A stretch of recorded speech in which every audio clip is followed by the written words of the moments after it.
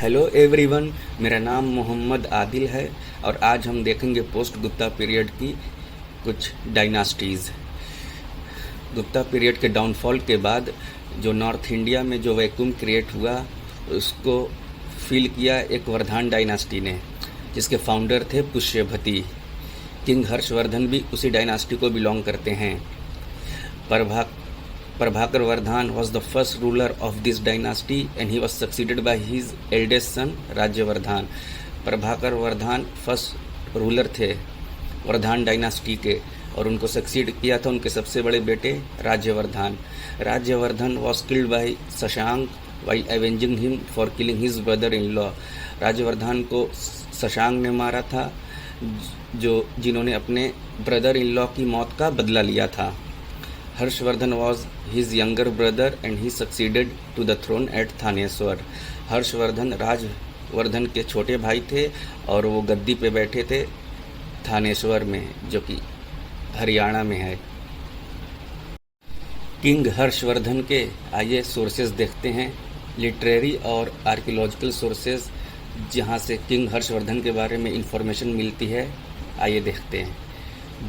बानस हर्षचरित्रा, बानभट्ट जो कि court poet थे किंग हर्षवर्धन के, उन्होंने हर्षचरित्रा लिखी थी जो कि बायोग्राफी थी हर्षवर्धन की। ह्यूनसेंग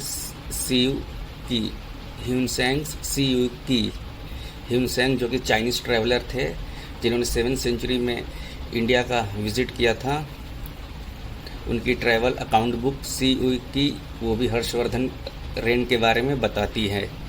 ड्रामा सच एज रत्नावली, नागनंद और प्रियदर्शिका, जिसको हर्षवर्धन ने खुद लिखी थी, वो भी यूज़फुल इन्फॉर्मेशन देती है उनके रेन के बारे में। द मधुबन प्लेट इंस्क्रिप्शन और Sonipat plate inscription are helpful to know about the chronology of kings Harshavardhan. Harshavardhan की सिग्नेचर प्रेजेंट है बांसखेड़ा इंस्क्रिप्शन में। हर्षवर्धन एम्पायर को थोड़ा डिटेल में देखते हैं। हर्षवर्धन ने नॉर्थ इंडिया में अपना एम्पायर सेटअप किया 600 और उन्होंने रूल किया 606 से लेकर 647 एडी तक।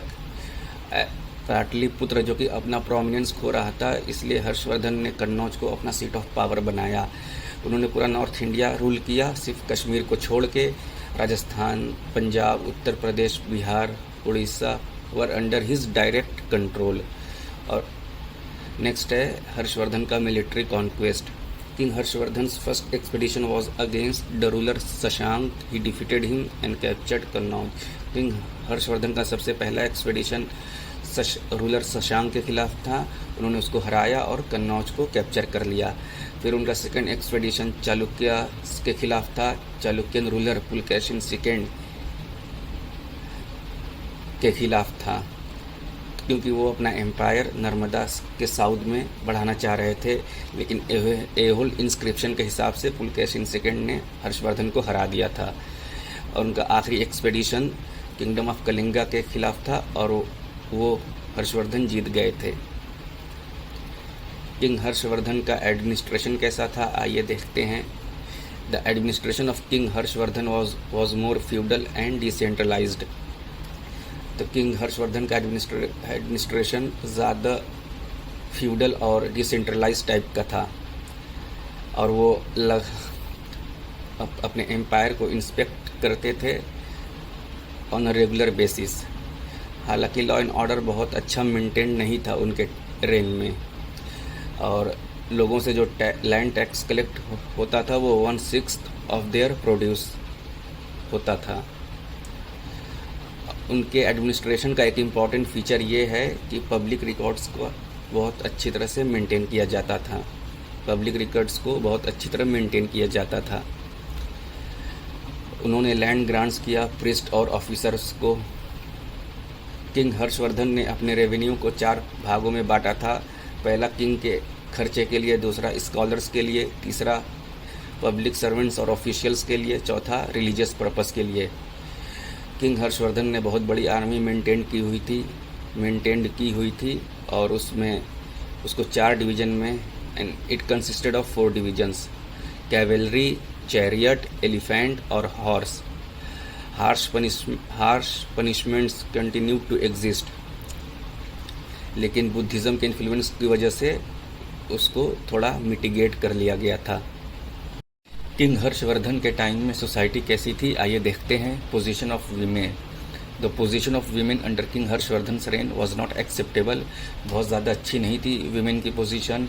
उनके पास कोई चॉइस नहीं होती थी हस्बैंड को चूज़ करने के लिए, और दहेज भी एक कॉमन प्रथा बन चुकी थी। The practice of sati too existed, और सती की प्रैक्टिस भी एग्जिस्ट करती थी, और विडोज़ की रीमैरिजेस के लिए परमिशन नहीं थी। वरना सिस्टम भी एग्जिस्ट करता था हर्षवर्धन डायनास्टी में। सोसाइटी का जो 4 डिवीज़न था वो कंटिन्यू था, जैसे कि ब्राह्मण्स जो प्रिविलेज सेक्शंस थे सोसाइटी के, Kshatriyas ruling class, Vaishyas traders, Shudras agriculturalists होते थे। किंग हर्षवर्धन और Buddhism. In his early life king Harshvardhan was a Shaivite and later became an ardent Hinayana Buddhist. King Harshvardhan अपने अर्ली लाइफ में एक शैविट थे, लेकिन बाद में हिनायान बुद्धिस्ट के सपोर्टर हो गए थे। फिर चाइनीज़ ट्राइबल ह्यून सेंग ने उनको महायान बुद्धिज़्म में कन्वर्ट करा दिया था। बहुत ज़्यादा स्तूपाज इरेक्ट हुए थे हर्षवर्धन के रेन में।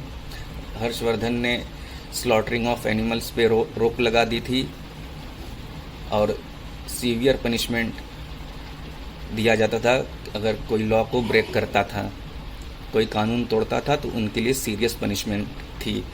ही convened an assembly at Kannauj to honour Hiuen Tsang and spread the doctrines of Mahayana. Kannauj पे उन्होंने एक असेंबली को कन्वे किया था ह्यून सेंग को ऑनर करने के लिए, और डॉक्ट्राइन्स ऑफ महायान को फैलाया था। Later he also convened a great assembly at Prayag which was known as Allahabad assembly, और बाद में उन्होंने एक असेंबली को कन्वे किया प्रयाग में, जिसे इलाहाबाद असेंबली भी कहते हैं। हर्षवर्धन एम्पायर को एक बार मैप के ज़रिए देख लेते हैं। यह नॉर्थ में थानेश्वर से लेके, वेस्ट में वालाभी से लेके, सेंट्रल में उज्जैन से लेके, ईस्ट में बौद्ध गया तक फैला हुआ था। हर्षवर्धन, जिन्हें लास्ट हिंदू रूलर भी कहा जाता है, उनकी डेथ 647 AD में हुई थी, और उसके साथ ही वर्धमान एम्पायर का एंड हो गया था। तो आज का हमारा ये लेक्चर पूरा हो चुका है। अगर आपको मेरी क्लासेस अच्छी लग रही हों तो आप इन्हें लाइक करें, सब्सक्राइब करें और ज़्यादा से ज़्यादा शेयर भी करें। Thank you.